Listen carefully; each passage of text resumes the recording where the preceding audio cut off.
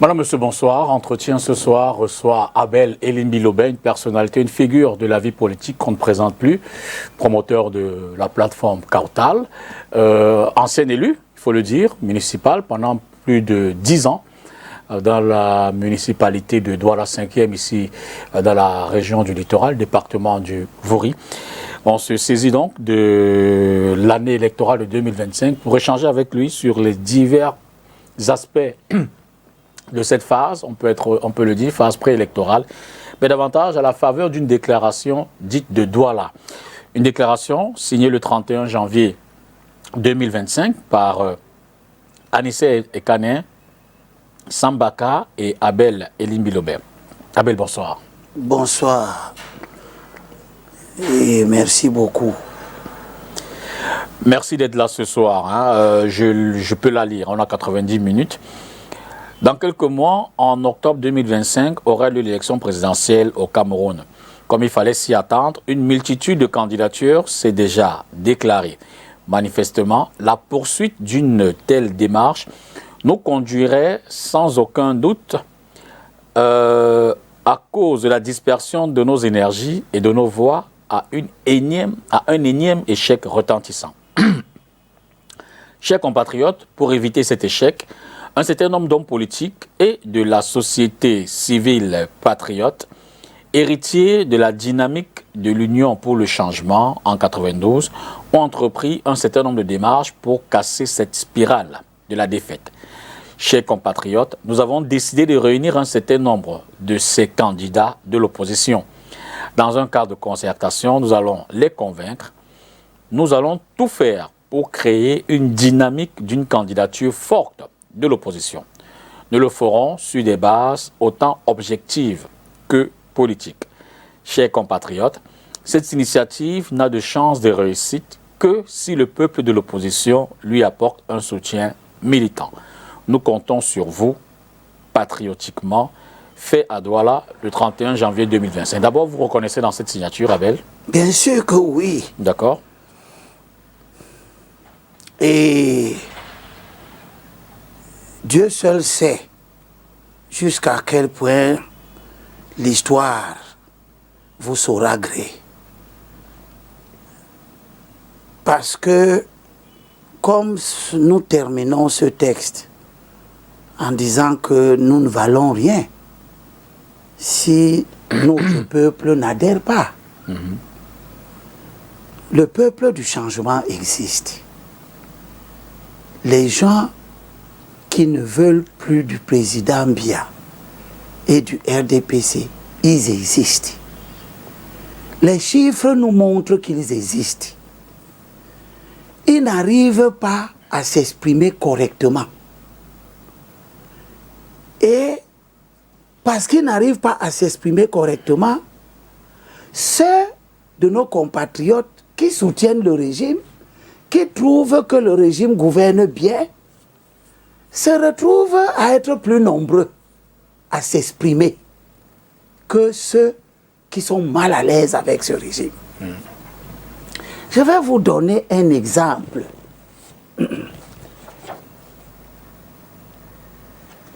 Vous savez, en 2011, c'est la première élection présidentielle. C'est même la première élection que Elections Cameroun organise. En utilisant le fichier que le MINAT lui transfère, qui était un mauvais fichier, avec les doublons. Vous vous souvenez comment on s'inscrivait à l'époque? Les gens passent au quartier, vous mettez vos noms autant de fois que vous voulez. Et les cartes d'électeurs étaient des cartes manuscrites. Pourriez vous inscrire à Douala, partout. Les personnes n'avaient les moyens. Clairement. Personne n'avait les moyens de savoir si vous êtes inscrit plusieurs fois. Ce fichier-là, que le MINAT donne à Elekam, avait 7 521 651 inscrits. En 2011. 2011. Et là-dedans, le président Biya engrange 3 772 527 voix. C'est-à-dire 50,1%. 15% du corps électoral, pas les suffrages valablement exprimés. Je suis en train de comparer par rapport à l'ensemble des inscrits. Absolument. Mais vous savez combien de personnes ne sont pas venues voter? 4 millions 900, 2 570 217 personnes ne sont pas venues voter dans ce mauvais fichier-là. 2 570 000 personnes. Quelle est la source de vos chiffres? Les tableaux de l'ECAM. D'accord, je vous laisse poursuivre. Les tableaux de C'est vrai l'ECAM. qu'à l'époque, on ne parlait pas encore de l'ECAM. Je crois que c'était Onel. Non, en 2011, c'est D'accord, l'ECAM. d'accord, ok. J'ai les résultats même ici. C'est les premières élections que l'ECAM organise. Sauf que, en 2012, l'ECAM détruit donc le fichier du MINAT. Il fait donc la première refonte. C'est l'ECAM qu'on accuse partout. Il va avoir l'avantage que, grâce à l'ECAM, nous avons les chiffres, nous avons les données. Nous pouvons donc regarder objectivement qu'est-ce qui se passe dans le processus électoral. Avant, c'était le MINAT. Personne n'avait les chiffres. Même le MINAT, même aujourd'hui, si vous allez chercher les chiffres de 2024, de 2004, ou de 97, ou même de 92, vous n'allez rien trouver. Vous imaginez comment les archives sont tenues dans les ministères. Donc l'arrivée d'Elections Cameroun est un acquis. En 2018, l'ECAM organise sa deuxième élection présidentielle avec la biométrie qui permet d'éliminer tous les doublons. Le fichier devient propre. Et du coup, on a 6 667 754 inscrits. Vous voyez que c'est comme si les gens sont morts. On passe de 7 500 000 à 6 600 000. Tout simplement parce que, bien sûr, on a enlevé les gens décédés. Bien sûr, on a empêché les gens d'être inscrits plusieurs fois. Et du coup, qu'est-ce que l'analyse des chiffres nous montre? Le président Biya, les gens qui le votent, tombent à 2 521 934 suffrages valablement exprimés qu'il a eu en 2018. Vous voyez combien de personnes ont cessé de le voter dans son propre camp? 1 250 593 voix qu'il perd. Dès qu'on a assaini le fichier, dès qu'on a empêché que les gens votent en double, en triple, c'est-à-dire dès qu'on a eu une élection un peu propre, ou je dirais même propre, le président tombe à 37,8% du corps électoral. Mais en même temps, d'un autre côté, ceux qui ne veulent plus de lui, leur nombre évolue d'une manière qui doit nous surprendre. Les abstentions, c'est-à-dire les gens qui sont inscrits, mais qui le jour du vote ne partent pas voter, ils étaient 2 570 217 en 2011. On assainit le fichier, on enlève les doublons, l'élection devrait être dans nos esprits plus crédible à cause d'un certain discours qui remet l'ECAM en cause, à cause de la multitude de discours. Parce qu'en 2011, nous sommes 23 candidats, 22 de l'opposition. Je crois que ça a été le plus grand chiffre dans l'histoire des élections présidentielles au Cameroun. Exact. 23 candidats. Tous les candidats businessmen. Parce qu'en 2011, là, on est à l'époque où la caution est encore à 5 millions. Et en 2004, les gens se rendent compte que Paul Biya a donné 3 fois le montant de la caution comme financement de campagne. Donc tous les farfelus voient en l'élection présidentielle une occasion de gagner de l'argent. je vais mettre 5 millions de la caution, et puis on va me donner 15 millions pour le financement. Je rembourse les 5 millions, j'ai quand même 10 millions. Inflation de candidats. En 2018, entre-temps, nous nous sommes battus pour que la caution devienne un élément qui assainit. On tombe, on monte à 30 millions. Même le régime, pour fabriquer des candidats, va quand même avoir quelques difficultés. Entre donner 5 millions aux gens pour qu'ils soient 23 candidats, et donner 30 millions, le régime réfléchit quand même. Conséquence, on est 9 candidats. En 2018, 8 de l'opposition et 1, le candidat Paul Biya. Qu'est-ce que l'abstention devient? 3 077 000. Sur 6 millions. Sur 6 millions. 46,4% du corps électoral ne viennent pas voter. Des gens qui ne veulent plus de Paul Biya. Parce que s'ils voulaient Paul Biya, ils seraient allés voter. Parce que les gens qui veulent Paul Biya, eux, ils savent que Paul Biya est combattu. Donc, ils le défendent. Ils ne s'amusent pas. Ils sont ordonnés. Ils sont en rang serré derrière lui. Ils sortent. Même les vieilles mamans qui veulent de Paul Biya sortent pour aller lui donner des voix. Mais dans notre cas, où les gens ne veulent pas de Paul Biya, ils s'illustrent comment? Ils s'illustrent en refusant d'aller voter. Ils sont 3 077 000. Tu sais combien ont voté Paul Biya? 1 million. Ceux qui ont voté Paul Biya étaient 1 16 000 personnes qui ont voté Paul Biya. En 2018. En 2018. Je vois que vous êtes venu avec toute votre bibliothèque. Hein? Oui, bien sûr. Parce que nous sommes dans une phase où il faut que les gens qui n'ont pas de données cessent de prendre la parole. Il ne s'agit pas... Pourquoi? C'est un jeu, c'est un débat démocratique. Tout le monde doit, Sauf tout le monde doit s'exprimer. Sauf que ce n'est pas le moment d'aller dans tous les sens je vous laisse fouiller. et de dire aux gens des choses que vous ne maîtrisez pas. Les données existent, utilisons-les, laissons-les parler. Ça, c'est le code électoral. Ici, c'est le rapport général des élections de 2018. Voilà le rapport général des élections de 2018. Ça c'est ça. Voilà. Ce rapport montre que 1 16 000 personnes, 31, 1 16 031 personnes ont voté pour le RDPC. Ont voté pour l'ensemble de l'opposition. Ah, d'accord.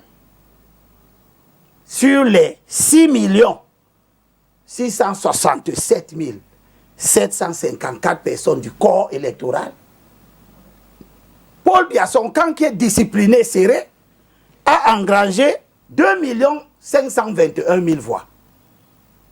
Nous avons, dans le camp de ceux qui ne veulent pas voter Paul Biya, 3 077 000 personnes qui ne viennent pas voter. Celles qui sont venues voter contre Paul Biya sont 1 16 000. Qui en plus, ils n'ont pas voté Paul Biya, mais ils ont encore pris leur suffrage pour éparpiller. On a donné à Keremouna. On a donné? Nous, non. Ah, d'accord. Nous qui voulons voter le changement. Ok. Les 1 16 000 personnes là. Oh, ouais. Et dans notre cas, il y a déjà 3 millions qui ne viennent pas voter. Ceux qui sont venus voter sont 1 16 000. Et là, ils sont éparpillés. Akere a eu 12 000 personnes.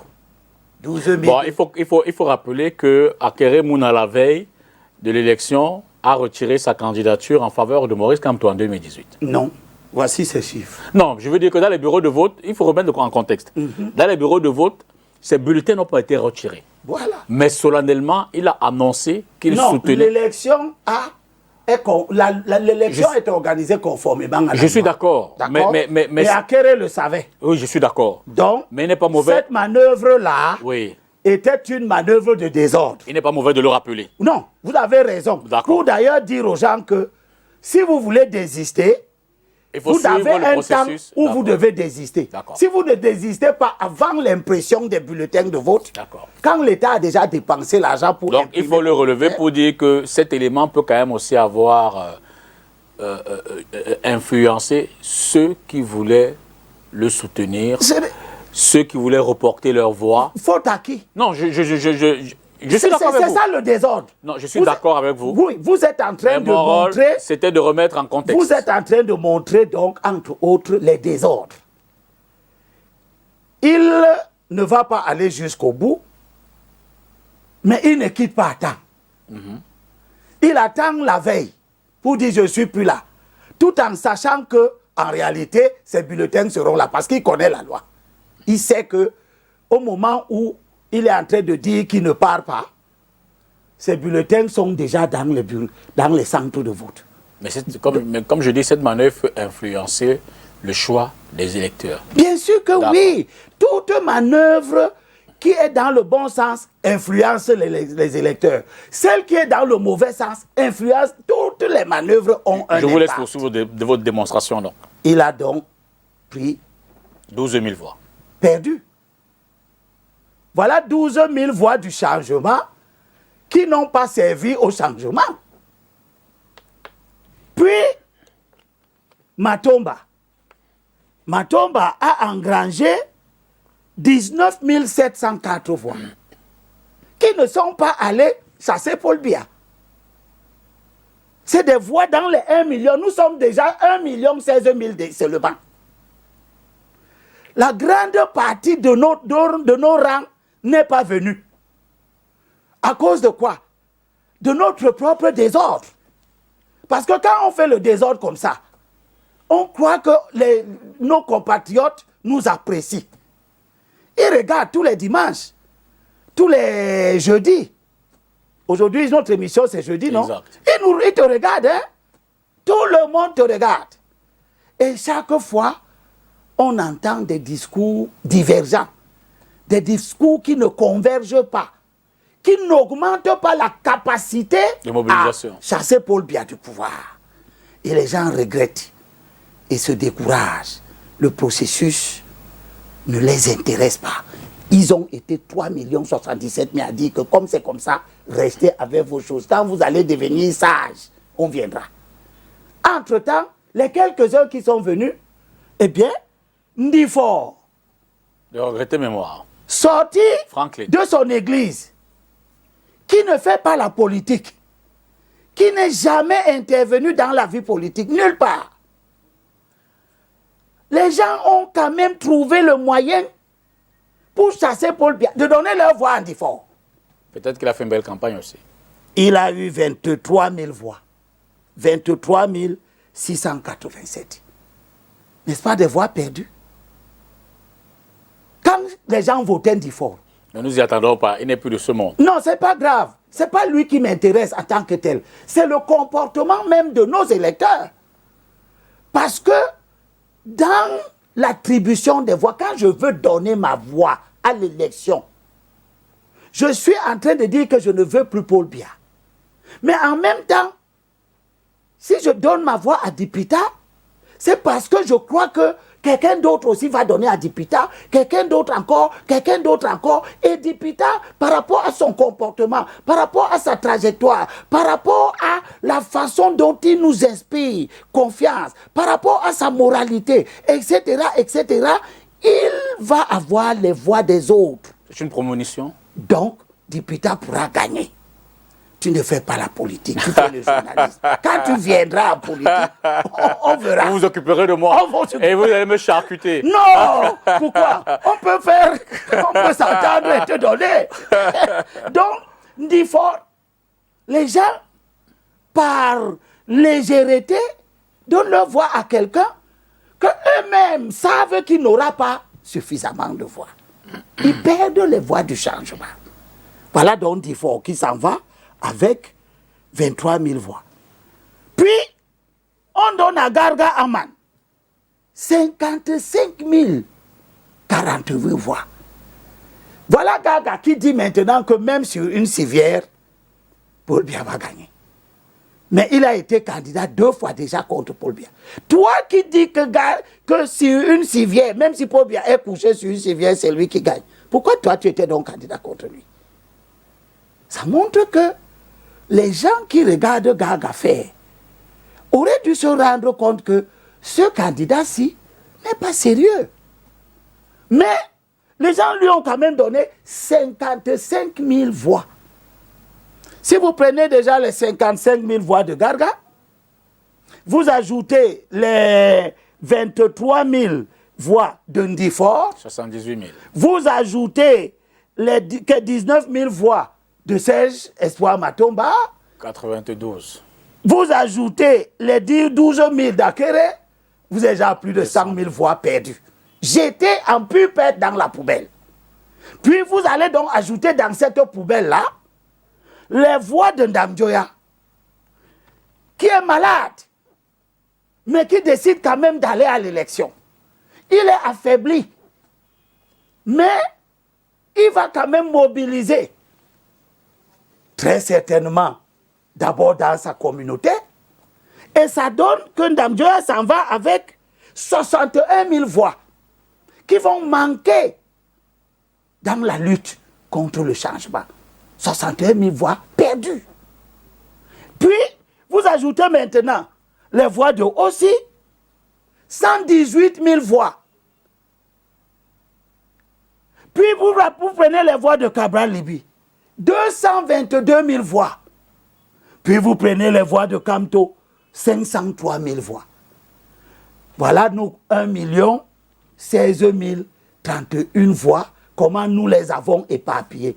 À la fin, si on avait un candidat, il aurait eu les 1 16 000 voix-ci, n'est-ce pas? Il serait toujours battu, n'est-ce pas?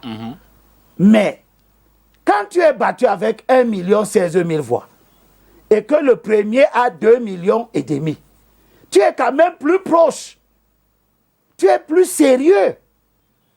Le fait d'engranger 1 million de voix, quand le premier a 2 500 000, ça fait plus sérieux que d'engranger 500 000, que d'engranger 200 000, que d'engranger 180 000.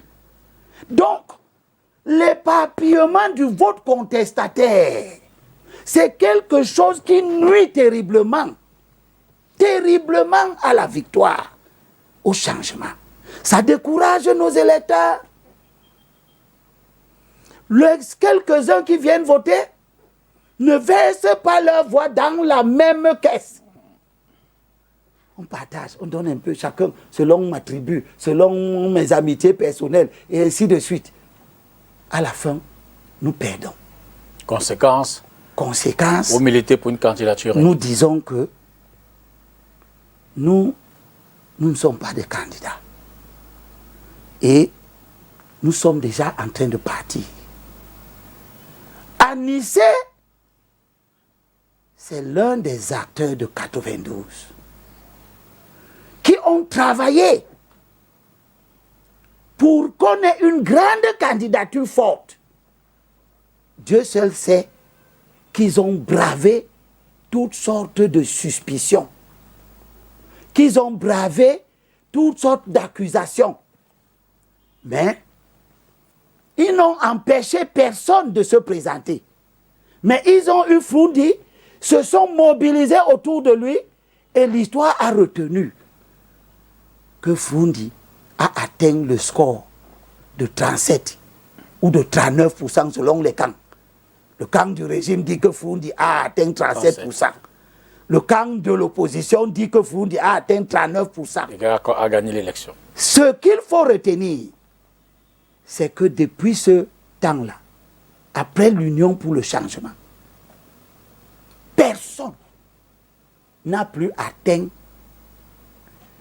le score que Froundi a atteint en 92. Mais il y a autre chose. Dans aucune élection après 92, le premier n'a jamais dépassé Froundi. en 2000. En 97, Foundi est tombé à zéro, puisqu'il n'était pas candidat. Il revient en 2004, il a 22%. Il revient en 2011, il a 10%. Il est toujours premier des derniers. Ça ne lui a servi à rien d'être premier des derniers. Parce que l'écart entre lui et le gagnant ne fait que augmenter. L'écart entre lui et le gagnant ne fait que augmenter. En 92, il avait 37%. Le gagnant avait 39%. N'est-ce pas, tout le monde voyait qu'il était proche de la victoire. Ça aurait dû inspirer les gens qui étaient là en 97. Que nous étions à 2 points de la victoire. Remettons l'union pour le changement en place et que tous les égarés de l'époque qui sont partis faire des aventures solitaires rentrent dans les rangs. Personne n'a tenu ce discours. On les a laissés s'anéantir entre eux. Je leur ai gardé ce morceau choisi de la Bible. De la Bible. Parce que, monsieur Dipita, la Bible parle des faits de société humaine. Elle parle des choses qui se sont produites il y a 2 millions d'années aujourd'hui. 2000 ans. Parce que la Bible, c'est 2000 ans. Mais quand vous lisez, c'est comme si c'était à vous et à moi qu'on parle. Parce que le monde n'a pas changé. Alors vous voulez lire quel passage pour dire quoi? Galates chapitre 5, verset 15. Pour dire quoi?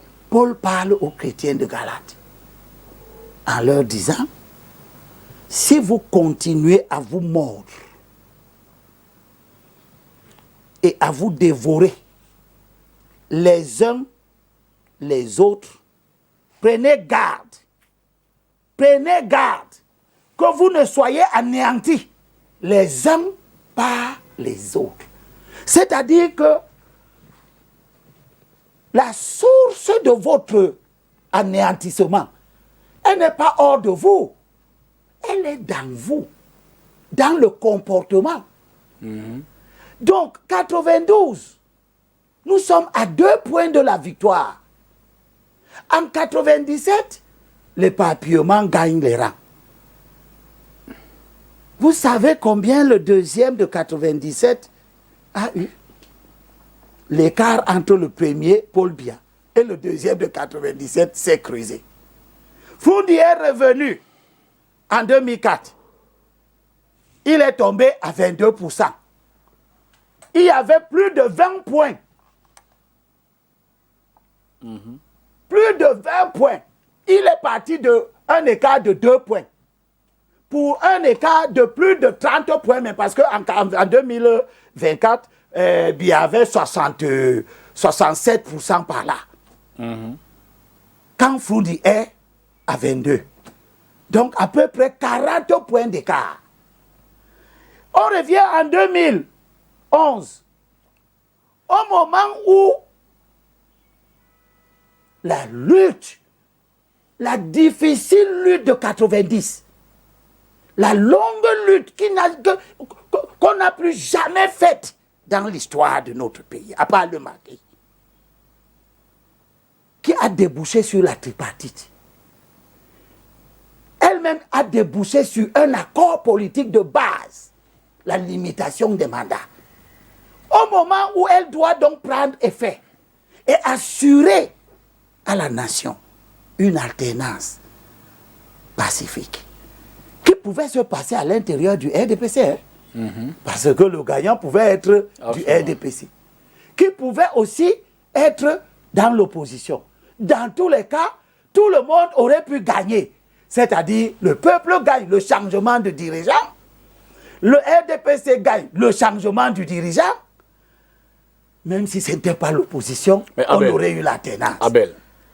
Je termine. D'accord. En 2011, donc, au moment où nous devons goûter les fruits de la lutte de 90, les gens s'élèvent pour saccager les acquis de la lutte. Aider Biya à nous rouler dans la farine. L'opposition s'est levée pour ça? Oui! Ils sont nombreux les acteurs qui se disent de l'opposition aujourd'hui, qui étaient dans le camp de Biya et qui lui demandaient, quand on était là dans le camp de Biya à ce moment, Jacques Blaise Vieux publie dans la nouvelle la motion de soutien avec la liste des signataires de l'époque qui ont signé, appelé le président à modifier la Constitution. Un document contesté par les militants. Peu importe. Et même pas... Peu importe. Tous ceux qui parlent n'étaient pas là. Il n'y avait pas de MSC. Donc on peut pas considérer ça. Non, les archives journalistiques du Cameroun on peut pas considérer ça comme un soutien formel. Si ça connaît des contestations. Je ne suis pas là pour juger si les soutiens sont formels ou pas. La parole en politique, si on écrit dans un journal que vous avez dit et que vous ne l'avez pas dit, ça ne vous engage pas. Bon, si on écrit dans un journal que j'ai dit, alors que je n'ai pas dit, j'apprécie l'impact. Il y a le mensonge. Le mensonge n'existe pas aujourd'hui. Ils ont donc apprécié mais si le mensonge... Et ils ont démenti. Si le mensonge... Alors, attends. Oui. Si le mensonge est sans impact, je peux négliger. Mais si le mensonge m'attribue une responsabilité fondamentale dans le délitement du pays, je ne sais pas si c'est un mensonge. Tout ce que je sais... C'est toi qui dis. Non, ce que je sais, c'est que le MRC et son président ne se reconnaissent pas. Le MRC n'a pas à se reconnaître. Dans ce document, son président... Tu reconnais des choses que tu n'as pas fait. Ils ne se reconnaissent pas dans ce document. Ma question était la suivante. Pas le MRC. Moi, le MRC n'a rien à dire. L'histoire de la candidature... Celui qui a quelque chose à dire dans cette affaire, c'est celui dont le nom est apparu dans une motion de soutien. Il a démenti. À responsabilité essentielle. Et il a complètement évacué. Peu importe. D'accord. L'histoire n'a pas changé. D'accord. C'est comme si un nazi venait dire que lui n'était pas avec Hitler. L'histoire ne retient pas ce fait. Bon, l'histoire retient Alors, ce fait. la question de la candidature unique, ne s'agit-il pas d'un mythe entretenu qui détourne l'opposition de ce qui peut être considéré comme une nécessité de mieux se structurer et éventuellement de mieux peaufiner ses offres politiques? Qui parle de candidature unique? Ah, d'accord. Une fois de plus, les gens qui ont du mal, vous savez, Edi Pita, tout le monde n'a pas le don du rassemblement. D'accord. Comprenez? Il y a des gens, s'ils viennent dans ce quartier, avant 2 mois, il va créer une association pour balayer. Laissez candidature unique, parlons de candidature de large consensus. Oui, non, c'est important d'insister là-dessus. Okay. Parce que ceux qui évoquent la candidature unique, ils n'évoquent pas ça pour rien. Ils font un détournement de langage. Parce qu'ils ne veulent pas ça. Ils ne veulent pas une candidature, ils ne veulent pas une stratégie, une démarche dans laquelle ils courent le risque de ne pas être celui vers qui les forces vont converger. Puisqu'il y a plusieurs personnes qui entrent en compétition. Cette compétition nous nuit à nous tous. Mais il y en a qui estiment qu'il vaut mieux que nous soyons dans une situation où nous nous nuisons les uns les autres. Comme Paul vient de dire aux Galates. Mordons-nous les uns les autres. Comme ça, nous allons nous anéantir mutuellement. Il y en a qui veulent ça, qui aiment ça. Et ceux-là, ils trouvent toutes sortes de subterfuges, d'arguments, soi-disant intellectuels, juridiques, philosophiques, en utilisant leur notoriété, tantôt universitaire, tantôt politique, pour montrer que, oui, la candidature unique. Qui a parlé de candidature unique? La loi est claire. Celui qui remplit la loi, il fait sa candidature. Alors, la question vaut aussi pour tout ce qui est permis... La même question vaut aussi pour la candidature... La Bible nous apprend que tout ce qui est permis... La même question vaut aussi pour la candidature de large consensus. Est-ce que ce ne sont pas des stratégies politiques pour mieux cacher vos déficits en tant que parti politique? Déficit de structuration, déficit d'offres politiques. Mais nos faiblesses, il y a des gens qui ne connaissent pas nos faiblesses. Vous savez combien de fois on m'a déjà insulté parce que je parle des faiblesses de nos partis? Les faiblesses de nos partis sont connues. On cache quoi? Tout le monde au Cameroun sait que les partis d'opposition, au fur et à mesure que le temps passe, il n'y a qu'un seul parti. qui est devenu plus fort par rapport à lui-même. C'est l'UNDP. C'est le seul parti. En quoi?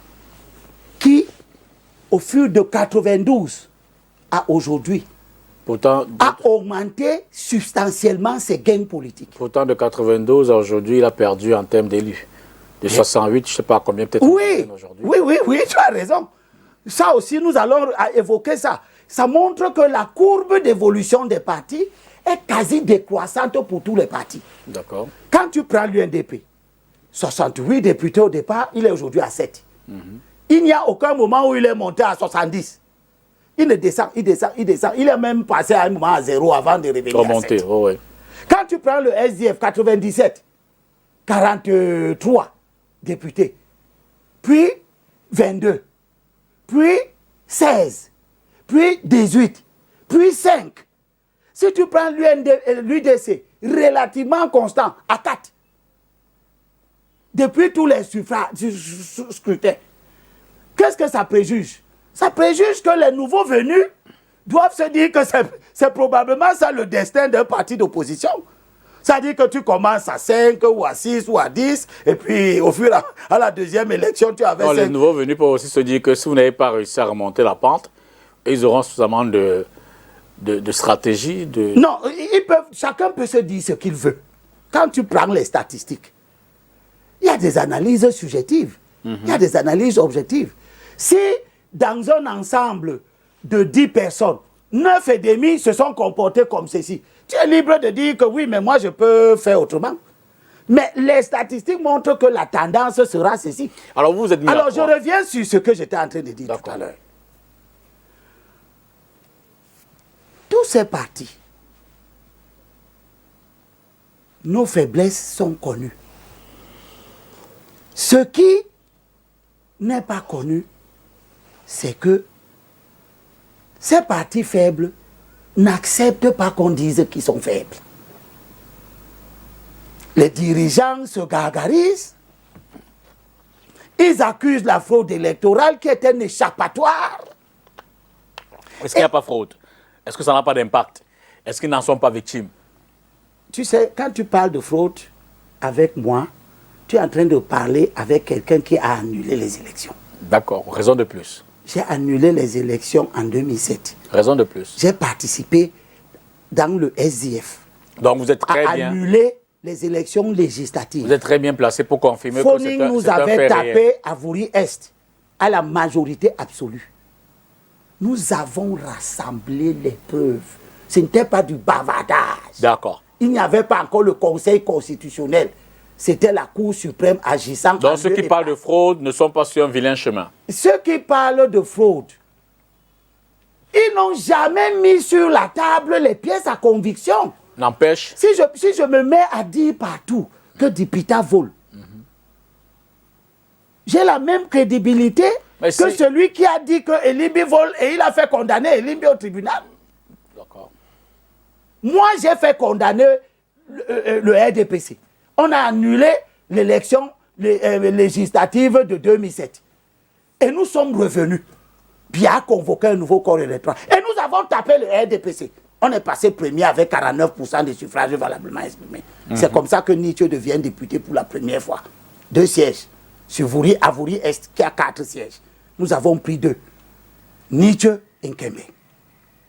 Au municipal, nous avons obtenu l'annulation des élections municipales. Foning avait pris la majorité absolue, tous les 61 sièges du conseil municipal de Douala-Segne. Nous sommes allés au tribunal administratif, qui nous a donné raison un an après. On a cassé le conseil municipal. Donc celui qui vous parle, c'est quelqu'un qui sait comment on annule une élection. On n'annule pas une élection en allant saisir une juridiction qui n'est pas compétente. On ne prouve pas qu'il y a fraude en allant saisir une juridiction qui n'est pas compétente. Hein? Si j'accuse Dipita Tongo d'avoir volé l'argent, je ne peux pas saisir la chambre administrative. Alors que je sais que ce jugement-là, ce n'est pas dans la chambre administrative qu'on le rend. Si je pars là-bas, c'est que je fais de la diversion. Or, je vous dis, laissez la fraude. Si j'ai toutes les données des élections ici, je peux vous montrer les chiffres des listes de candidats que nos partis présentent. En 2007, en 2013, en 2020. Aucun parti. Le Cameroun a 85 circonscriptions aux législatives. Aucun parti n'a présenté 50 listes. Chaque circonscription, une liste, non? Voilà. Le RDPC, lui, met les listes dans toutes les circonscriptions. Aucun parti de l'opposition n'a présenté 50 listes. Déficit de ressources humaines? Déficit d'implantation. Tu mets une liste là où tu n'as pas de militants. Tu peux avoir les militants à Pouma, mais si tes militants ne se sentent pas solides, s'ils n'ont pas les moyens de payer une caution, s'ils n'ont pas les moyens de financer une campagne électorale, ils sont militants. Tu as un organe de base là-bas. Tu as une cellule ou, je ne sais pas, une section ou une sous-section. Mais tu as des militants qui n'ont pas les moyens. Résultat, quand l'élection législative arrive, eh bien, il y a la Sanaga maritime qui est une circonscription, mais ils ne partent pas. Parce qu'ils n'ont pas les moyens. Donc, tu as une implantation, mais qui est une implantation de mauvaise qualité. Parce que quand on s'implante, on ne doit pas seulement s'implanter pour avoir l'effectif. Ça, c'est sûr. On doit s'implanter pour avoir ce qu'on appelle la ressource. Cette ressource-là, elle est humaine, mais ces humains-là doivent avoir les moyens financiers, ils doivent avoir les moyens intellectuels. Ils s'en vont au combat avec des gens en face qui ont ça. Résultat, si je prends les données ici, les données sont ici. Donnez-moi une petite minute que je vous trouve ça, vous verrez l'absurdité de nos comportements. Hein? Vous verrez l'absurdité de nos comportements. Regardez.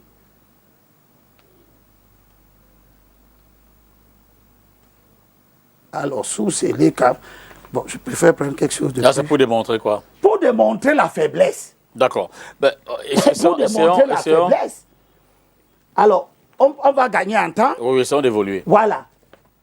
Parce qu'il ne faut pas que les gens pensent qu'on le dit de façon péremptoire. C'est des choses qu'on a déjà. Eux, ils n'étudient pas, ils écoutent. Mais moi, j'étudie.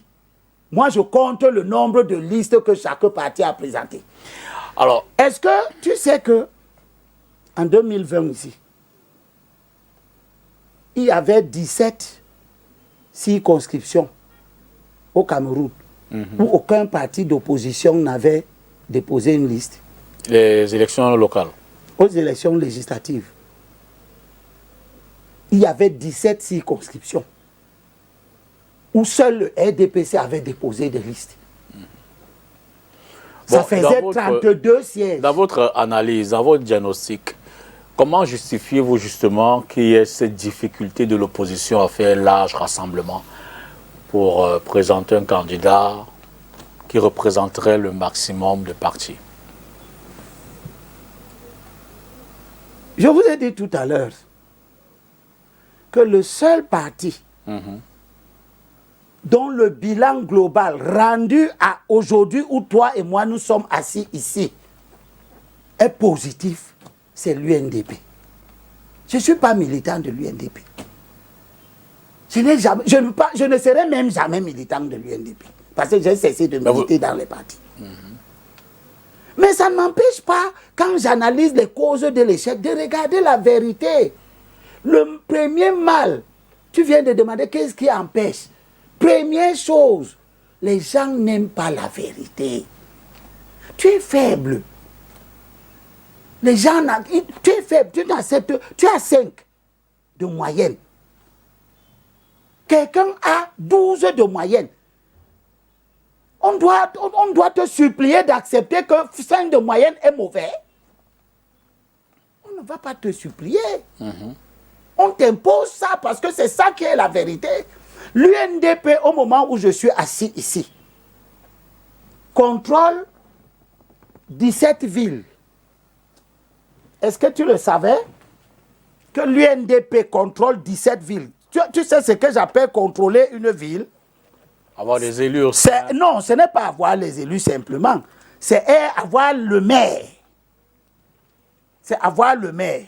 L'UNDP, je peux te citer les villes. 17 conseils exécutifs. Donc, l'UNDP contrôle 17 villes au Cameroun. L'UNDP a des élus dans 23 communes au Cameroun. C'est-à-dire qu'il a des élus aussi dans des communes qui ne contrôlent pas. L'UNDP est le seul parti non RDPC qui contrôle toute une région, la région de l'Adamawa. Voilà l'UNDP. Ceux qui crient à la fraude électorale peuvent vous dire que c'est un allié au RDPC et donc le mécanisme de fraude participe de conforter cette position. Oui, puisque vous avez créé, vous autres journalistes, etc., vous avez créé les conditions. C'est trop facile. Non, vous avez créé les... C'est trop facile, Abel. Non, laisse-moi terminer. Nous ne sommes pas les acteurs. Non, vous n'êtes pas des acteurs. Nous ne sommes pas les acteurs politiques. Non, tu ne sais pas ce que je veux dire. Je vous laisse dire. Vous avez créé les conditions pour que l'ignorance s'exprime. Non, vous ne pouvez pas dire ça. Si! Parce que quand quelqu'un vient vous dire nous ne sommes pas les diseurs de bonnes nouvelles. Quand quelqu'un, ce n'est pas vous qui dites. D'accord. Ce n'est pas vous qui dites qu'il y a fraude. Ce Voilà. sont vos invités. Sauf qu'aucun de vos invités ne vous prouve que l'UNDP a fraudé pour gagner la commune de Galim-Tigné, ou de Concha, ou de Tigné, ou de Bagno, ou de Matap, ou de Ngaoundéré 1er, Ngaoundéré 2e, Nyambaka, Garouaboulaye. L'UNDP a fraudé partout là-bas pour gagner ça. Alors, donc ce discours que les gens brandissent pour justifier leur faiblesse, c'est un épouvantail. Encore deux questions sur cette question de candidature de large rassemblement. Donc, est-ce qu'une candidature telle que vous l'envisagez, rassembler le maximum de partis autour d'un candidat qui porterait le flambeau pour représenter? Pour nous représenter à l'élection. À l'élection présidentielle. Oui. Alors, la question c'est, est-ce que cette candidature garantit réellement une alternance? Non, c'est une élection. Voilà. On peut nous gagner. Nous pouvons même avoir un candidat de large consensus. Donc le problème est ailleurs. Non. Le problème est dans la stratégie. Est-ce que si je perds, parce que j'ai des mauvais joueurs, vous aimez le football, ton père même était un grand footballeur. Oui, je connais ton père. Il était un grand... C'est mon père, non? Il nous a élevés. Il était un grand footballeur. Caïman ne pouvait pas jouer un match, il n'est pas dedans. Est-ce que si Caïman n'a pas de bons joueurs et n'a pas un bon entraîneur, il va y perdre? Ça veut dire que ce n'est pas la peine qu'il ait des bons joueurs et qu'il cherche de bons entraîneurs. Ça peut aussi vouloir dire que ça servira... continue. Ça servira donc à quoi d'avoir de bons joueurs et de bons entraîneurs? Je continue. Oui. Quand il aura donc de bons joueurs et un bon entraîneur, un bon staff, des financements, il ne perdra pas de match. Il perdra toujours les matchs. Perdre le match est consubstantiel à la compétition. Je peux gagner, je peux perdre. Mais si je veux gagner, je dois me préparer, je dois travailler, je dois m'outiller. Quand nous étions à l'école, dans nos lycées ici, on sait qu'il y a quelques rares élèves qui n'étudiaient pas. Mais par surprise, ils passent. Ils passent le probatoire. D'accord. N'est-ce pas? Alors, la dernière question. Mais pour passer, la règle, c'est de bûcher. La dernière question sur la candidature de large consensus. En ce moment, il y a, j'ai failli dire, deux camps qui se démarquent de façon visible, j'ai failli dire de façon pertinente et peut-être mieux structurée que les autres. Il y a l'APC, il y a l'ATP, qui manifeste un besoin de rassembler l'âge. En l'état, est-ce que pour vous, ces mobilisations, j'ai failli dire, séparées, présagent d'un résultat négatif? Oui. Si en l'état... D'ailleurs, ils n'iront nulle part. Je vais t'expliquer simplement pourquoi. voulu rentrer dans le jeu, ils ne seront pas... Allez, je vous laisse expliquer. Non, non, non, c'est pas... Je vous les explique pourquoi leur démarche est viciée. D'accord. Premièrement, les initiateurs de toutes ces choses-là, pour l'APC, M. Kamto et Nietzsche.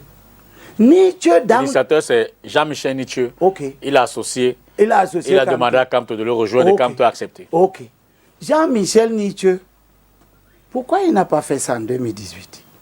Mais il était dans son parti tranquille. Et il ne pouvait pas, dans son parti, faire que le parti aille faire une alliance. Il était fidèle à un parti politique. Il ne pouvait pas impacter à l'intérieur de son parti. Il croyait que l'alliance est nécessaire. Non, la stratégie de son parti à l'époque, il me semble, n'était pas de faire des alliances. Ok, je dis, hein, quand tu es dans un parti, tu es un cadre du parti, quel est ton rôle en tant que cadre? Mobiliser pour que ton parti gagne. Non, c'est d'abord la réflexion interne, de produire la réflexion interne. D'accord. Parce que la mobilisation, c'est une conséquence de cette réflexion. C'est une stratégie, il faut la définir.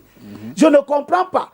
Monsieur Nietzsche, dans le SDF, c'est eux qui ont développé le slogan ici que le vélo ne peut pas tirer le caterpillar. C'est eux qui ont développé ça ici. C'est eux qui ont empêché le SDF d'accepter des coalitions. C'est eux. Je te parle en tant que haut cadre du SDF. Je suis entré au SDF à la base, à la cellule, à Bonadibon, cellule du peuple. J'ai fini au NEC en gagnant les élections. Donc quand je parle, et quand vous me parlez de ces gens, je connais chacun. Et le rôle qu'il a joué dans le SDF. Monsieur Nietzsche, en 2018, on parlait déjà de la nécessité des alliances. Vous l'avez entendu un jour? Mais est-ce qu'il était contre? Mais qui ne dit rien fait quoi? Oui, ben je veux si dire on dit, si chez vous, vous n'envisagez pas les alliances. Est-ce que tout ça ne se faisait pas, la décision ne se prenait-elle pas au sein du NEC? Vous savez, quand vous laissez faire, comprenez, il y a une sagesse qui dit que ceux qui font des guerres, ce n'est pas eux qui sont mauvais. C'est ceux qui les rendent possibles. Bon, d'accord. Vous comprenez? En 2018, il était au SIF. Vous rendez possible les échecs. En 2018, il était au SIF. Peut-être que ce parti ne trouvait pas la nécessité d'aller en alliance. Maintenant, il a repris son parti. Il a ce qui est devenu le FCC. Il est légitime. Je veux dire que il peut juger de l'opportunité de faire des alliances maintenant. Oui. D'accord. Il peut juger de cette opportunité. Et nous aussi qui observons, nous pouvons comprendre pourquoi ces prises de position à géométrie variable, selon les conjonctures. La politique a besoin d'un minimum de principes et de morale. Quand je suis un peu fort, je n'accepte pas l'alliance. Quand je suis devenu quasi faible, je suis couché à même le sol, c'est à ce moment que je cherche l'alliance. Ok. Voilà M. Nietzsche qui propose donc une alliance. Alors qu'il vient d'une élection capitale, qui était beaucoup plus capitale. Il n'a pas pensé à une alliance. Il n'a même pas pensé à soutenir activement le camp dans lequel il appartenait, qui était le camp du SDF. C'est quand il est expulsé du SDF par une décision du comité d'un conseil de discipline qui constate, ils ont leur mécanisme, le 8-2, etc., etc., qu'ils trouvent nécessaire de faire des alliances. Nous allons revenir sommairement sur la finalité. Je laisse ce camp-là. Voilà donc une alliance ATP qui se forme. Par qui? N'Djamène, président de APA. Olivier Billet, président des Libérateurs. Djekam, qui n'est même pas au Cameroun. Qui d'autre? Nzana, qui a un parti qui n'existe que dans les réseaux sociaux. Et qui d'autre? Mignem, etc. Voilà des gens. La question de l'alliance pour battre le RDPC n'a pas commencé aujourd'hui. J'ai commencé ça en 2017. Personne ne m'a écouté. Personne. Nous sommes battus, laminés. Maintenant, c'est tout le monde qui se lève pour parler alliance. Pour que, sous le prétexte des alliances, on retourne à la situation de départ. La situation de départ, c'est la prolifération des candidatures. Que ce soit des candidatures des alliances ou que ce soit des candidatures solitaires. D'accord. Maintenant, on veut nous servir 36 000 alliances. La finalité de ces 36 000 alliances, ça sera 36 000 candidats. 36 000 candidats des alliances. Pour donner la dispersion du vote contestataire. Donc, toutes ces alliances-là, les gens qui les font ont d'autres mobiles. Pour la simple raison que, je prends l'ATP. Voilà un ensemble d'individus qui dirigent tous des partis qui ne peuvent pas investir. Monsieur Olivier Billet n'a aucun élu. Son parti, les Libérateurs, n'a été dans aucune élection. Son parti, les Libérateurs, s'appelait avant UFP. Et sous forme de UFP, il a été à des élections où lui-même n'a jamais gagné une élection dans le Haut-Nyon, qui est son département, sa circonscription d'origine. Il n'a jamais gagné une élection. C'est lui qui veut diriger une alliance. Monsieur Dipita, si on doit se mettre derrière toi, c'est parce que tu sais plus que nous. Si on doit se mettre derrière toi pour faire un travail, on ne va pas prendre le plus cancre d'entre nous pour nous guider. Bon, vous prenez donc des partis qui n'ont jamais été aux élections. C'est eux qui veulent faire une alliance. Ils sont les plus cancres. Non, je parlais de la métaphore. Maintenant, je reviens sur le chien. Je n'utilise pas pour eux le mot cancre. Je dis ils sont les plus petits partis. À part être un parti qui est grand, il veut présenter une candidature. Parce que la mode est devenue d'aller se faire transporter par un autre parti. Vous êtes donc 10 à vouloir faire une alliance. Aucun d'entre vous n'a la capacité à être investi. Chacun d'entre vous veut qu'on le choisisse et quand on l'aura choisi, il va aller chercher un parti qui va le transporter pour l'amener, pour lui donner l'investiture. D'accord. Vous voyez que cette démarche-là porte en elle-même les germes de son échec. Et vous faites comme s'il n'y a pas mieux à faire. Ne faisons pas comme s'il n'y a pas mieux à faire. Ces gens, un conglomérat de petits partis sans élus, ils décident de faire une alliance. Pourquoi? Pour que les partis qui ont les élus viennent les trouver. Restons humains. Demandons ce qui est faisable. Si je dois m'associer, je m'associe avec le fort. Je ne m'associe pas avec le faible. Parce que c'est le fort qui doit me tirer pour que moi aussi, je gagne quelque chose, je deviens fort. D'accord. Alors, pendant que vous allez donc faire votre alliance ATP des faibles, qui n'ont aucun élu, dont la quasi-totalité des membres n'ont jamais été à une élection, j'ajoute que quand vous demandez à ces gens-là quels sont les partis qui sont dans votre affaire d'ATP, ils ne sont pas capables de vous dire. Ils n'ont pas l'honnêteté de dire, nous avons celui-ci, nous avons ce parti, nous avons ce parti. En un mot, pour revenir à Ils vous disent souvent que nous sommes très nombreux. Pour revenir à l'APC, vous parlez des faiblesses. Je reviens à l'APC. Parce qu'il ne reste plus que 30 minutes. Je reviens à l'APC. D'accord. Monsieur Nietzsche est député. Il connaît la loi. Il sort du SDF. Mais il sait qu'il est un gain politique du SDF. Il le sait. Il sait que le fait de créer un parti ne confère pas à ce parti la capacité à être représenté à l'Assemblée. Voici la liste des partis qui ont des députés. Voici ça qui est ici. J'ai ici la liste. Vous voulez démontrer que le fait d'être parti au SDF ne transfère pas son mandat à son nouveau parti. Moi, je ne fais pas du juridisme. Je laisse le juridisme à ceux qui ont du temps à perdre. Parce que attends, les partis sont connus, Abel. Voilà. Voilà les partis qui sont à l'Assemblée. Ils sont connus. Voilà. Ils sont... Laisse. Ils sont 1, 2, 3, 4, 5, 6, 7, 8. D'accord. Le RDPC, l'UNDP avec ses députés, sortons des alliances. le PCRN, le SDF, l'UDC, le FSNC, le MDR et... Vous faites partie des personnes qui évoquent l'âge du président. Alors non, laissons terminer rapidement sur les alliances. Laissons un mot vraiment, parce qu'il va rester une trentaine de minutes. Laissons terminer rapidement. D'accord. Monsieur Nietzsche sort, il dit, et Monsieur Kamto, c'est lui qui parle, parce que Nietzsche, c'est pas quelqu'un qui parle même.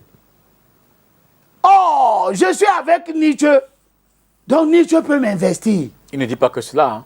Il dit que lui-même il a des élus dans son parti, le MRC. C'est donc qui? Ça ne l'exclue pas. Oui, c'est donc qui? Moi, je viens donc, il a donc des élus, très bien. Le jour du contentieux, le jour d'abord, le jour du dépôt des dossiers, le conseil électoral, c'est lui qui établit la liste. Non? Voici la liste que lui, là. Il regarde, est-ce que le MRC est dedans? Non. Il ne discute pas avec vous. Il met la candidature de côté. Vous irez au conseil constitutionnel. Ce n'est pas M. Kamto qui décide au conseil constitutionnel. Il n'a aucune capacité à impressionner le conseil constitutionnel. Nietzsche non plus.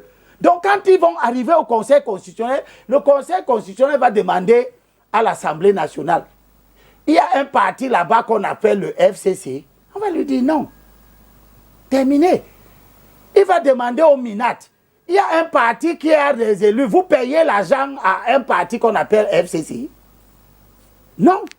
On prend le dossier, on met de côté. Le reste là, c'est la menace de venir faire du bruit dehors. Qu'il ne va pas faire. Il ne fera aucun bruit. Il n'est même pas structuré. Quand on n'est même pas structuré. Non, on ne va pas traverser là. Non, j'en ai assez parce que je vois comment... Attends, je vois comment... Oui, j'en ai assez parce que je vois comment... Non, je vois comment... Nous qui avons fait du bruit, nous qui avons reçu des coups, nous à qui on a versé de l'eau sale, des gaz lacrymogènes, c'est comme si notre sacrifice a été vain. Il a fait la prison, hein? Il n'a pas fait la prison. Ça, ce n'est pas la prison. Comment ça? Non. Abel. Ça, ce n'est pas la prison. Abel, non, il a fait la prison. Je vais te dire pourquoi ce n'est pas la prison. Non, ne l'expliquez pas. Non, les prisons politiques que nous, on a fait. Le Cameroun s'est modernisé dans la gestion de ses détenus. C'est pour ça que je dis que... On ne peut pas lui enlever ça. Jésus ne meurt pas deux fois. Jésus est mort pour que nous soyons sauvés. Abel, vous faites partie des personnes qui évoquent l'âge avancé du président pour lui demander de ne pas se représenter. Vous faites partie des personnes qui évoquent l'âge de Paul Biya pour ne pas se représenter à l'élection présidentielle à venir. Est-ce que ce n'est pas un aveu d'impuissance de votre part de vous dire que, comme vous ne pouvez pas le battre, vous prenez pour prétexte son âge avancé et lui dites n'y allez pas en espérant que ça va vous permettre. Quand on mettait la limitation des mandats dans la Constitution, c'était parce qu'on ne peut pas battre le président. Quand on l'enlevait, c'est parce qu'on ne pouvait pas le battre. Non, quand on a enlevé ça, c'est parce qu'on est immoral. Non, c'est un choix des élus. Non, ce n'est pas une question de choix. La loi a été votée. Je dis, hein. Oui. Tu dis la loi a été votée. Mais c'était d'abord la loi. Oui, bien sûr. Quand tu as fait 2 mandats, tu sors. Est-ce que quand la loi a dit ça, c'était parce que tu es faible? Alors que tu es au pouvoir, on te dit, fais 2 mandats et pars. Les gens s'asseyent. Ils conviennent de ça à la tripartite. Est-ce que l'âge est un non, j'arrive. déterminer. Je suis en train de démonter l'argument de la faiblesse ou de la cible. On ne respecte pas les principes moraux parce que les adversaires sont forts. Vous comprenez? Il ne faut pas faire de la vie politique une question de bataille, de malentendus, où les plus forts imposent leur point de vue. Si la société, c'est que les plus forts imposent leur point de vue, nous ne sommes pas dans l'état de société, nous sommes dans l'état de jungle. Au sens de Hobbes. D'accord. Donc vous faites de l'âge. Parce que les gens sont forts. Ça veut dire quoi? Ça veut dire que si nous, demain, on gagne les élections, nous pouvons même décider que c'est fini. Il n'y a plus d'élections. Parce que nous sommes forts. Parce que nous sommes nombreux au Parlement. On peut faire voter une loi pour dire que c'est fini. Il n'y a pas d'élection. la présidence de la République, c'est à vie. On peut le faire, non? Pourquoi vous riez encore? Qui va vous laisser faire ça? Mais vous allez faire quoi? Puisqu'on nous demande que nous, on va faire quoi? C'est pour vous montrer que l'argument de la faiblesse est un argument d'absurdité. Je vais vous montrer ce que dit le philosophe Namvondo. Vous allez vous retrouver. Hein? Oui, je vais me retrouver dans ma paperasse, n'ayez pas peur. Namvondo dit des choses très importantes en définissant le bon sens. Le bon sens. Le philosophe Namvondo vient de faire un article important. Voilà, je me retrouve, je suis là-dessus. C'est très important parce que l'immoralité politique a atteint des proportions telles que... Vous parlez de fraude. Quand les gens fraudent, qu'est-ce qu'ils disent? Que oh, vous refusez d'accepter votre défaite. Pourtant, ils ont fraudé. Abel. Hein? Alors, Namvondo dit que le bon sens est cette faculté dont disposerait tout être doué de raison, à être capable de distinguer ce qui est bien de ce qui est mal, l'utile de l'agréable, l'échec de la réussite, l'espérance de l'illusion, le vrai de l'ivraie, le beau du laid, l'interdit et le permis. C'est une question de bon sens. Est-ce que vous nous avez entendu dire que le RDPC ne doit pas avoir de candidat? Est-ce que vous nous avez entendu dire que... En quoi est-ce que l'âge est un critère déterminant pour juger de la capacité de quelqu'un à diriger le pays? L'âge est un facteur limitant dans toute œuvre humaine.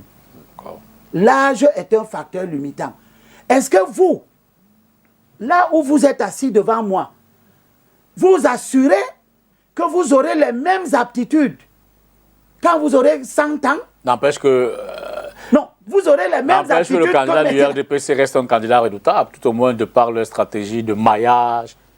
Le candidat porté par le RDPC, qu'il soit Paul Biya ou qu'il soit quelqu'un d'autre, sera un candidat important parce qu'il a un important appareil politique entre les mains. Le RDPC a 9037 conseillers municipaux. C'est des soldats, hein, les conseillers municipaux. Bien sûr. Ajoutez sur les 900 conseillers régionaux qu'il y a au Cameroun, le RDPC a environ 800. D'accord. Ajoutez ça. On va essayer d'aller un peu vite. Hein. Ajoutez maintenant les 152 députés. Parlons un peu de l'ECAM. Vous ajoutez les sénateurs. Vous voyez le nombre et la question que vous avez posée est très pertinente. Je l'ai étudiée pour voir le rapport des forces. C'est très important. Pour voir que si nous nous comportons n'importe comment, nous devons savoir qu'actuellement, si vous prenez le RDPC seul, face au nombre de soldats que les autres partis de l'opposition ont, conseillers municipaux plus les députés, etc., nous sommes dans le rapport de un opposant contre 10 RDPcistes. D'accord. C'est ça. On va essayer d'avancer. Parlons un peu de l'ECAM. Parlons un peu de l'ECAM. On observe qu'il y a des attaques répétées hein, contre l'instance qui attaque entre parenthèses, qui organise des élections au Cameroun. Est-ce que cela contribue-t-il réellement à favoriser la transparence électorale ou est-ce que ça risque d'accentuer la démobilisation des électeurs? Ça va accentuer. Vous les hommes politiques, tous les jours vous tapez sur l'ECAM. Et l'ECAM n'inscrit pas bien. Et l'ECAM n'a pas de matériel. Et l'ECAM au contentieux. Et l'ECAM. Et l'ECAM bourre les urnes.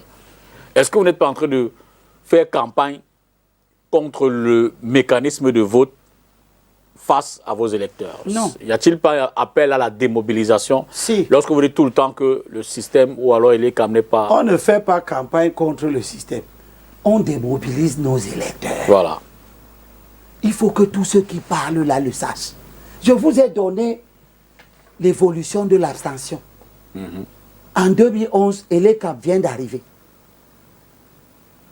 On le critique. On vient de mettre l'ECAM en place. Vous étiez là. Nous avons fait des débats ici. où le conseil électoral, on n'a pas, non, ils n'ont pas démissionné, etc. Il y a eu 2 570 217 abstentions. D'accord. Puis, la controverse sur Elekam. La réforme du système électoral. Elekam fait même la refonte du fichier. Il dissout le mauvais fichier du MINAT. Les gens vont aux élections de 2013 avec le nouveau fichier. Des gens qui n'espéraient même jamais gagner une voix. Ils finissent par gagner. On va aux élections en 2018. Les gens qui parlent aujourd'hui, ils n'ont rien dit. En 2018, subitement, parler de l'ECAM est devenu une espèce de one-man show. Si vous voulez être célèbre au Cameroun aujourd'hui, vous venez chez Dipita à l'émission et puis vous insultez l'ECAM. Pas chez nous. Pas chez vous. Pas chez nous. Ok, il y a 14 chaînes de télé. Ne nous confondez pas dans ce genre de débat. D'accord, tant mieux. Comment restaurer la confiance? Je finis, il y a 14 chaînes. Il y a des chaînes ici. Non, laissez les confrères. Abel. Abel, parlez de l'ECAM. Laissez nos confrères. De gens qui viennent parler. Abel. Et ces gens qui viennent parler, ils viennent vous dire comment l'ECAM n'a pas fait ceci, comment restaurer la confiance auprès des électeurs, justement. C'est la prochaine question. Ce que nous faisons, c'est que nous demandons aux gens de venir s'inscrire. Comme tout le monde d'ailleurs. C'est ce que nous faisons. Et en même temps, nous leur disons que les élections ne seront pas transparentes, puisqu'il est quand même ouvert. C'est ça que nous leur disons. Quand ils ont donc fini de... Pourquoi est-ce qu'ils viendraient donc s'inscrire pour aller participer à des élections qui ne sont pas transparentes? Si nous nous disons déjà a priori que l'ECAM va frauder, vous chantez du matin au soir, allez voter, contrôlez votre vote. On contrôle, ce sont les électeurs qui contrôlent le vote. Ceux qui disent ça, qui viennent sur les plateaux, allez, inscrivez-vous, allez voter, contrôlez votre vote. C'est du blabla. L'électeur ne contrôle pas le vote. Il ne contrôle rien. L'électeur reste dehors.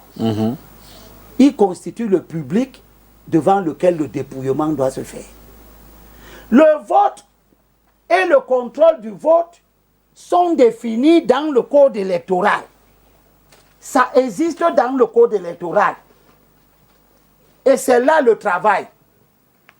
Le code électoral dit dans l'article 103, article 103, que à son entrée dans le bureau de vote, l'électeur doit présenter sa carte électorale. Il doit, quand nous étions au lycée à terminale philo, impératif, catégorique. Il doit, il ne peut pas faire autrement. Il doit en outre prouver son identité par la présentation de la carte nationale d'identité. Cela veut dire que un peu vite, parce nous devons commencer à contrôler ici. Cela veut dire que nous devons avoir dans chaque bureau de vote le représentant qui doit savoir que l'électeur qui entre là, il a sa carte. La carte qu'il présente, c'est effectivement la sienne. Pour qu'il n'y ait pas usurpation d'identité. Premier contrôle, ça commence là. Ce n'est pas l'électeur qui est dehors. L'électeur vote, il rentre chez lui. Au moment du dépouillement, les électeurs restent sur les fenêtres. Pour faire quoi? Pour regarder le décompte au tableau. Mais le décompte au tableau, la fraude a déjà probablement eu lieu. D'accord. Parce que des gens qui ne sont pas qualifiés pour voter ont déjà probablement voté. Donc, le retrait de la carte d'électeur est très important. Et tous ceux qui bavardent, je ne les entends pas parler de la carte d'électeur. Ils ont parlé des inscriptions. Mais est-ce que vous savez que dans le littoral, il y a 51 000. Ici au littoral, il y a 51 618 cartes d'électeurs en souffrance. À ce jour. À ce jour. là où je suis assis devant toi. Ce sont les données d'élections Cameroun. Je peux vous laisser une copie. Sur près de 2 millions d'inscrits dans le littoral. Voici ça. 51 618 cartes d'électeurs en souffrance. On n'a pas encore ajouté celles qui vont être établies cette année. Les gens ne sont pas en train de partir prendre leurs cartes. Pourquoi? Parce que nous avons par notre zèle et nos discours insensés désorganisé le processus. Le processus était prévu que Elections Cameroun reste dans ses locaux et les gens viennent s'inscrire. Nous avons forcé Elections Cameroun à commencer à se déplacer. Mais quand on t'inscrit au marché, on ne viendra pas au marché te donner la carte d'électeur. Or, quand on t'inscrit au marché, on a déjà biaisé les choses parce qu'on a fait en sorte que toi, tu ne saches pas où Elections Cameroun se trouve. Une fois que Elections Cameroun t'a inscrit, tu ne sais pas où tu vas aller chercher. Tu ne sais pas où tu vas aller chercher la carte. Alors, 2 questions pour finir. Bon.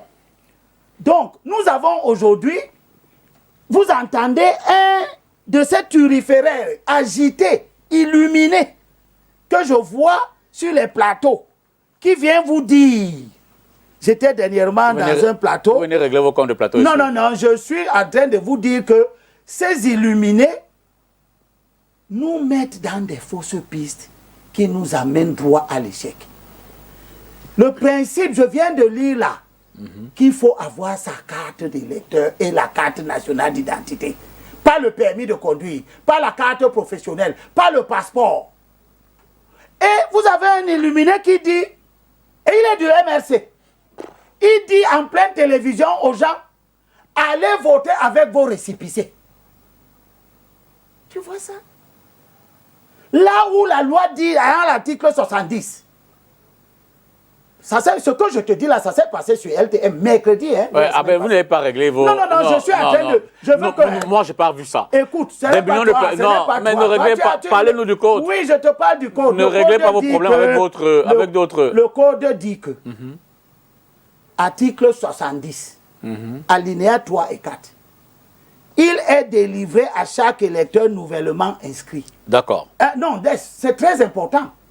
Il est délivré à chaque électeur nouvellement inscrit un récépissé portant la date, le lieu où on l'a inscrit et le numéro d'inscription. D'accord. Alinéa 4. Le récépissé visé à l'alinéa 3 ci-dessus sert exclusivement aux réclamations relatives aux opérations d'inscription sur les listes électorales. Et le législateur est clair, il termine en disant il ne peut en aucun cas remplacer la carte d'électeur. Vous ne pouvez donc pas être des gens qui prétendent que vous êtes en train de vous battre pour avoir des élections transparentes. Alors, et vous envoyez des soi-disant communicateurs à la télé dire aux gens, allez vous présenter dans les bureaux de vote avec vos cartes, vos récépissés. Ah ben encore 2 ou 3 questions. En ce moment, il y a des candidats déclarés à la candidature. On en compte près d'une dizaine. Je crois que je crois qu'on est à 9 là. On est à 9, donc je crois que vous les connaissez. Non, mais tu peux toujours les citer pour le bien de nos ma mémoire peut me... Alors, il y a aussi, il y a Madame Dame, il y a Serge Espoir, il y a Akere, il y a Maurice Kamto, ça fait déjà la 5. Il y a Billon, il y a Bilon, il y a Gouet, ça fait, nous sommes à 8 là. Il y a Baïbek. J'ai failli oublier mon ami. Il y a Djindjin Ferdinand. Ah bon? Oui, je l'ai reçu sur mon plateau. Il y a Akere Mouna. Non, j'ai compté Akere. D'accord. Donc on est à 9, 10. D'accord. Pour vous, ces candidatures à la candidature peuvent-elles prospérer?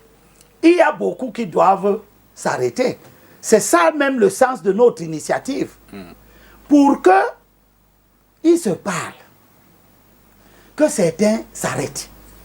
S'arrêter ne veut pas dire perdre. Vous comprenez?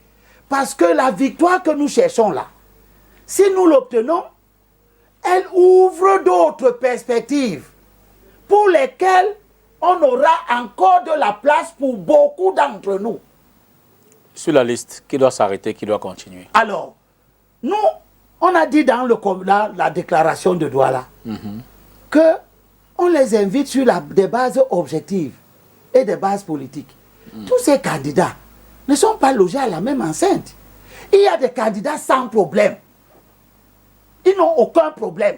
Joshua aussi est un candidat sans problème. Il a un parti qui peut l'investir, qui remplit les conditions du code électoral. Madame Damjoya est un candidat sans problème, qui remplit les conditions du code électoral. Serge Espoir Matomba est un candidat sans problème, qui remplit les conditions du code électoral.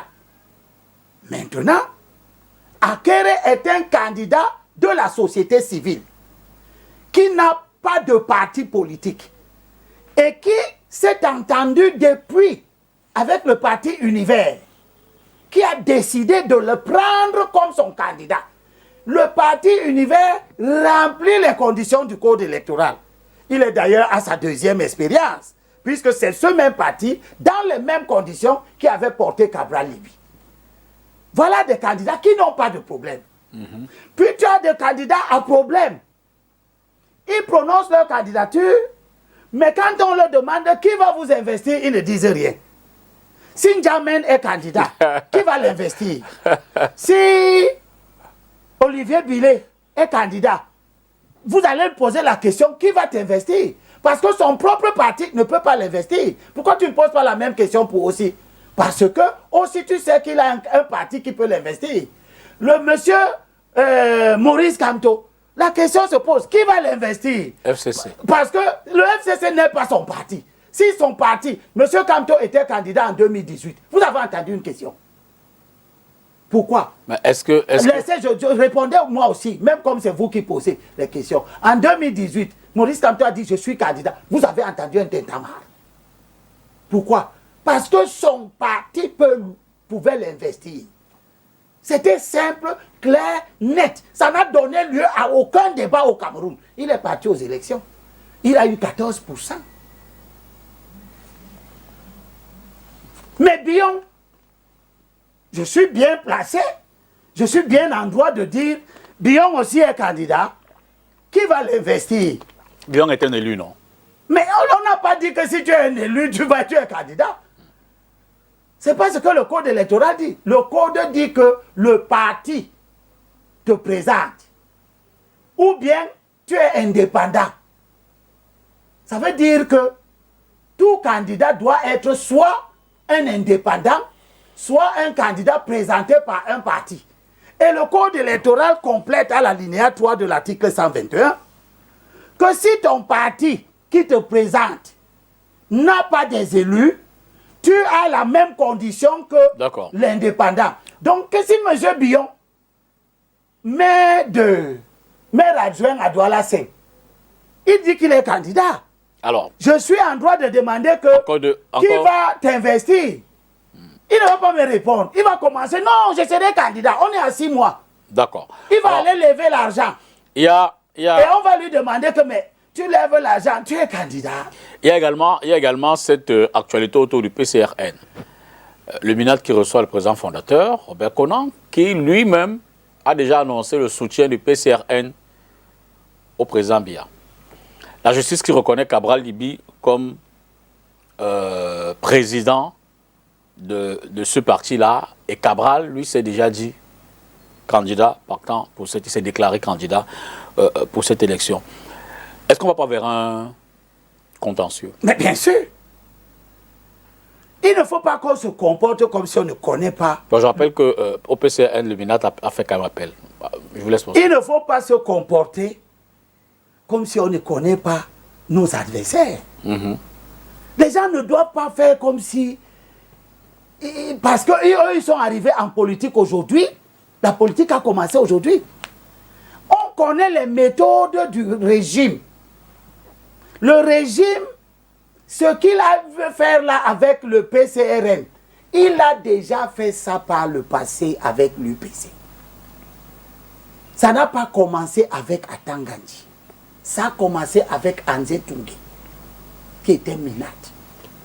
C'est lui qui a commencé à faire 2 UPC. à reconnaître deux UPC.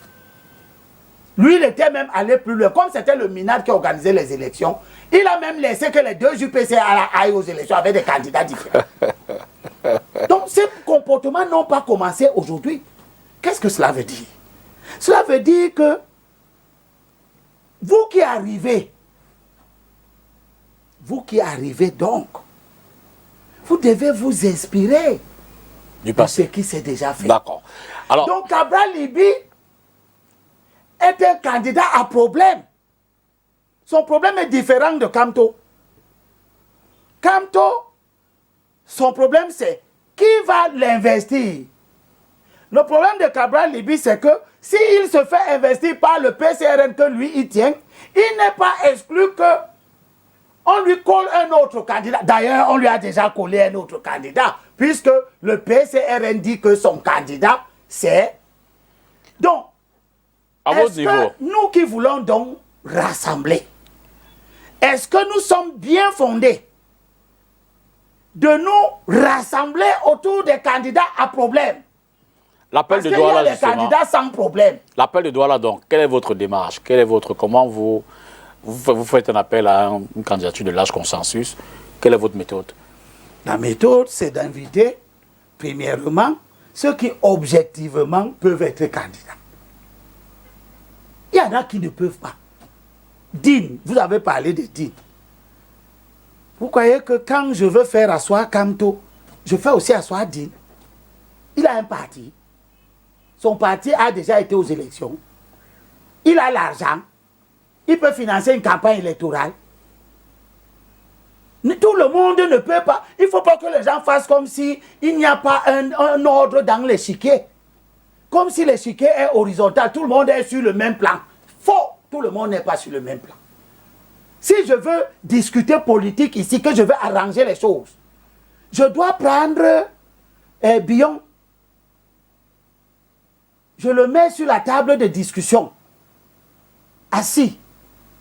Même niveau. Avec Kamto. D'accord. Kamto a une masse derrière lui. Donc vous allez les faire asseoir. Malgré les erreurs politiques qu'il multiplie à gauche et à droite, toutes les bêtises qu'il fait, il a un groupe. Kamto ne fait pas de bêtises. C'est moi qui parle, non? Oui, mais je vous corrige. Je peux me le permettre. C'est toi, c'est moi qui parle, c'est pas toi qui as parlé. Moi, je le dis et je le dirai toujours. Oui, je peux vous reprendre. Il a quand même une masse qui lui est fidèle, qui nous intéresse dans la mobilisation.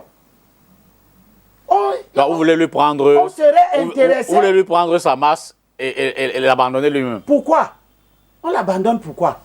Il n'y a que la présidence de la République. Ah, vous voulez... Non, je te demande. Parce que tu parles d'abandonner. Parce que moi, je ne sais pas. Le rôle de cette assise-là, c'est de faire en sorte que on améliore nos chances de gagner. Qu'il y ait des compromis. Que certains voient les avantages que d'autres ont par rapport à eux. Si moi, je passe à la présidence, toi, tu peux être député. Nous devons avoir une discussion constructive autour d'un gouvernement. Vous voulez faire le malin? Vous voulez prendre le potentiel électoral? De qui? Vous dites qu'il a une masse. Mais tout le monde, mais comment? Moi, je vous dis que je construis mes démarches sur la vérité. Ok. Kamto n'a pas eu 19 conseillers municipaux. Il n'a pas eu un député. Il est comme à part. Il est comme à part. Il n'est pas comme à part. C'est un chef de parti. Bion est le chef de quel parti? Et si Bion est le chef d'un parti, ce parti-là est comme le MRC. D'accord, pour finir. Donc, nous allons construire, notre démarche se construit sur la vérité. Dernière question. Mais, si je dois faire asseoir Kamto, je dois laisser que les gens pensent, ou que lui-même pense qu'il dépasse Cabral Libi, qui contrôle 5 villes, parce que Cabral Libi contrôle au Cameroun. Il nous reste 2 minutes. Oui. Pour finir. Cabral Libi contrôle au Cameroun 7 communes. Pour finir, en 2 minutes. Kamto l'opposition ne contrôle aucune commune. Cabral Libi contrôle 7 communes. Vous voyez que je prends un peu le temps pour vraiment chercher les mots pour poser cette question. Bon. Concernant les médias, en cette période préélectorale, période électorale, période post-électorale, Abel, les médias classiques, traditionnels, les nos autres, télé, radio et presse, et les nouveaux médias, donc les réseaux sociaux. Là également, il faut reconnaître que le débat politique, il est suffisamment fort. Comment mener le débat? Vous, les acteurs politiques, laissez-nous qui avons la science. C'est vous, qui organisez. Vous, les acteurs politiques, comment faire le débat tout en se préservant des dérives qu'on a l'habitude de voir? Mais écoutez, vous ne pouvez pas. Les débats sur les réseaux sociaux, personne ne les cadre, personne ne les contrôle. Donc, c'est comme la... Vous avez dit tout à l'heure, pourquoi l'âge du président? Au Cameroun, la Constitution permet même à un fou d'être candidat. Vous le savez. La Constitution ne pose que le problème de l'âge minimum. Il faut avoir 35 ans et vivre au Cameroun 12 mois d'affilée. Dès que tu as ça, même si tu es malade mental, tu viens, tu te présentes. Donc, un malade mental qui trouve 30 millions, il paye la caution, terminé, il est candidat. On peut même trouver un parti politique pour l'investir. Puisque maintenant les investitures s'achètent. Il paraît que c'est la compétition des millions. On dit que l'autre a demandé 800 millions, on ne lui a pas donné, il a dit qu'il n'investit pas. On dit qu'on a donné à F6 c'est qui là-bas 250 millions. Vous voyez donc comment les acrobates politiques, les gens qui ne veulent pas marcher sur les canons habituels, ont amené la corruption. Toi et moi, nous sommes nés. Nous savons que tu entres dans un parti. Tu milites, tu grandis, tu deviens président. Tu deviens le candidat du parti. Maintenant, les gens nous ont appris que tu sors de l'université. Mouvement te présente. Toi, tu pouvais sortir de l'université et tu as l'ambition d'aller à la présidence de la République. Jusqu'à trouver un parti qui t'investit, où personne ne demande que, oh petit frère, tu as déjà fait quoi dans la vie pour diriger tout un pays, compliqué comme le Cameroun, 300 ethnies, 36 000 religions, ainsi de suite. La légèreté des hommes politiques. N'importe qui vient, pour n'importe quelle raison, on te prend, on t'investit, etc. Et puis chacun vient parler. Il vous appartient. Vous avez la position nécessaire pour construire le débat. C'est vous qui ouvrez la porte aux gens qui viennent enseigner que 0 dépasse 200. Moi, Elie Bilo, le petit physicien que je suis, je sais que Cabral Libi a 200 PCRN. Je sais que Cabral Libi a 206 conseillers municipaux. Il dépasse celui qui a 0. C'est ce que je sais. Vous n'allez pas enlever ça de ma tête. Je sais que l'UNDP a 561 conseillers municipaux. Il dépasse Cabral Libi. Si je veux les amener à causer entre eux, je pars sur ces bases de vérité. Je ne pars pas sur des bases de mensonges. Je ne veux pas faire croire à Cabral Libi qu'il doit parler avec Bello sur le même registre. Je dois être capable de dire à Cabral que, petit frère, Bello a plus de pénétration sur le terrain. Il contrôle 17 villes. Plus ta part, 7, ça fait combien? 24. C'est déjà quelque chose. Ça dépasse 0. Parce que vos conseillers là, si on se met maintenant ensemble, c'est eux qu'on va envoyer sur le terrain. Ils parlent aux gens qui les ont déjà élus. D'accord. Qui sont prêts à les écouter. Merci donc, Abel. L'union de l'opposition ne se construit pas n'importe comment. Elle ne se construit pas avec n'importe qui. Vous prenez la Bible. Oui, pour lire ce que finir, 2 Corinthiens. On finit la messe. Oui. Il faut toujours associer la parole sacrée parce que elle nous rappelle des principes qui ne ratent jamais. Dieu ne manque pas. Dans 2 Corinthiens, chapitre 6, verset 14, Paul parle aux Corinthiens où il y avait déjà une dispute. Et Paul leur dit, ne formez pas d'attelage disparate avec les non-croyants. Merci Abel Elimbilobé. Ne formez pas d'attelage disparate. Laissez que je termine avec cet autre petit morceau qui est important pour les gens qui nous ont écoutés et qui vont suivre tout ce que nous allons faire dans les jours à venir. J'espère me retrouver très rapidement. C'est le roi Salomon qui parle. Dans Proverbes chapitre 9, verset 6, il dit « Quittez les personnes inexpérimentées. » D'accord. Restez en vie. Vous-même, dans votre appel. Marchez droit vers la voie de l'intelligence. Dans votre appel, Sambaka, AFP, qui n'a pas d'élu. Il n'a pas candidat. Qui n'a pas... Non, laisse-moi finir. Il n'a pas d'élu. Il est même dans les problèmes. Il n'a pas d'ancrage. Puisque Atta Gandhi est parti là-bas fabriquer encore sa part. Non, voilà. Atta Gandhi n'a fabriqué personne. Si. Ils sont pas des enfants. Mais ils sont sur le point d'aller au tribunal. Ce ne sont pas des enfants. Vous-même, Abel Elimbilobé, Kautal, homme politique, un ancien élu, donc un has-been des élus.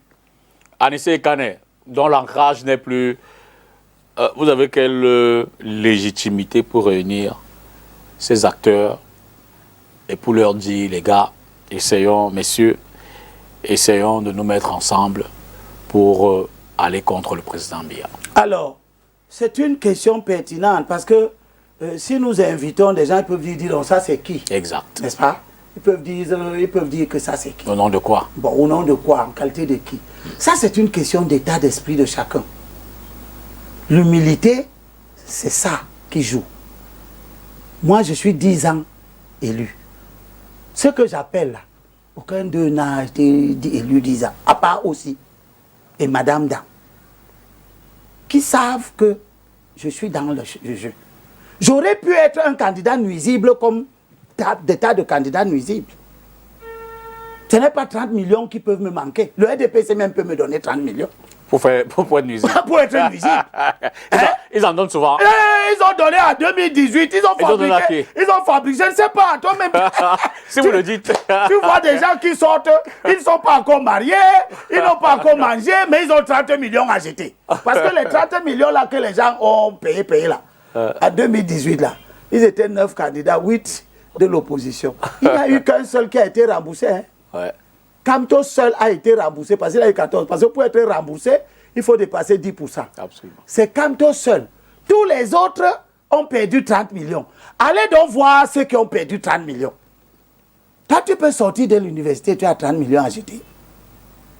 Qui t'a donné ça? Mais celui-ci, vous faites référence à Cabral. Non, je ne fais pas référence. On a bien vu qu'il a mobilisé la jeunesse. Non, je fais référence à personne. Je pose seulement la question. Il avait 11 millions. Si un étudiant peut sortir de l'université... Il avait 11 millions d'électeurs. Vous savez, la question de... C'est un mouvement 11 millions d'inscrits, je veux dire. Oui, vous savez, la question de...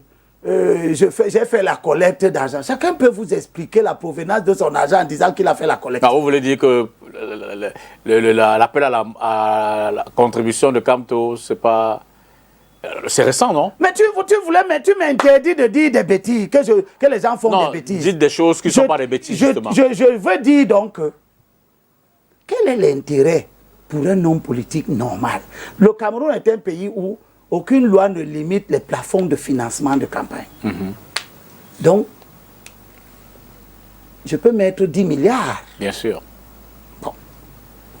Quel est donc l'intérêt de venir dire aux gens, cette fois-ci, en 2018, Kamto n'a rien dit. Il a financé sa campagne comme il a pu.